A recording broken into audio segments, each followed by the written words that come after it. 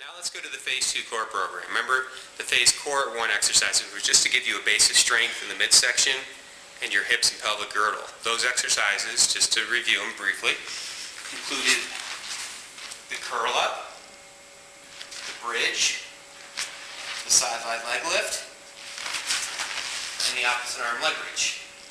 You're going to continue with that program, but in addition we're going to add in more exercises that really add some tightening stiffness to the abdominal muscle groups. The plank is the first one I'd like to demonstrate. In the plank position, we're just in this position on our elbows, knees, and we're going to lift the knees up. The goal is to hold this for 30 seconds. If you can't hold it for 30, and you can only hold it for 10, put the knees back down after 10 seconds, take a light break, and then resume. If you can't hold it for 30, great. Again, the key is to keep the back straight, not be up here, or way down here, straight as a board.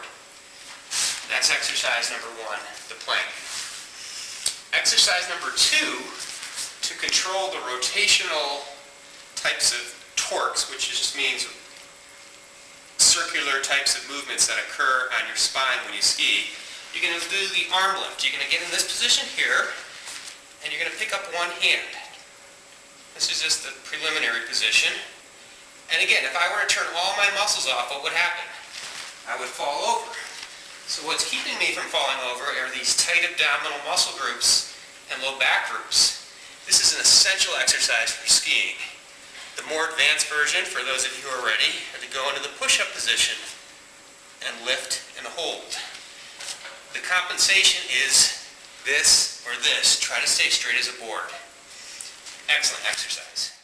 Just as important as the plank on your stomach are the side planks. Coming up, and again, we're strengthening the side wall around your spine. Key muscle groups for skiing, those side hip muscles I talked about earlier.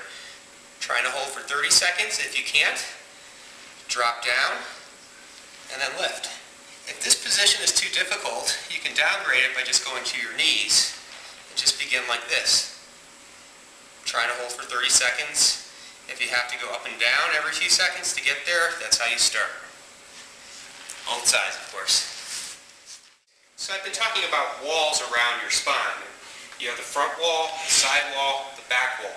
The back wall is very important, as I spoke about in Phase 1, that you don't round and twist, but you have a nice, strong back extensor group back here. These muscles that run up and down your spine parallel. This exercise, if you have a ball, great. If you don't, I would suggest you get one. They're not expensive, and a lot of exercises can be done with these. Feet up against the wall, ball right under your tummy, and you're just going to lift your arms up like this and hold. Goal is to hold for 30 seconds. Again, build up the endurance and strength of that back wall I spoke about. If you can't get to 30, take a break, and then lift again. Okay?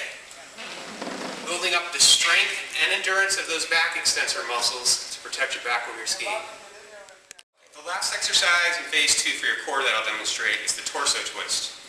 If you have a band, rubber band, something like this that's stretchy, or some TheraBand, that's all you need. You put it around the door hinge, tie it in, and there you go. Now you have a nice cord of tubing, hands in front, knees bent just like ski posture.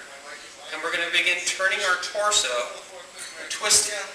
If the exercise is easy, step away, add more resistance. If it's hard, step to the left. Now if you notice, I'm turning from my hips. I'm turning as a unit. I'm not doing this. See how my hips turn with my hands, my eyes, they all face my hands, and I turn as a unit. That's very important. Nice and slow, both directions. Great, so you've completed Phase 2.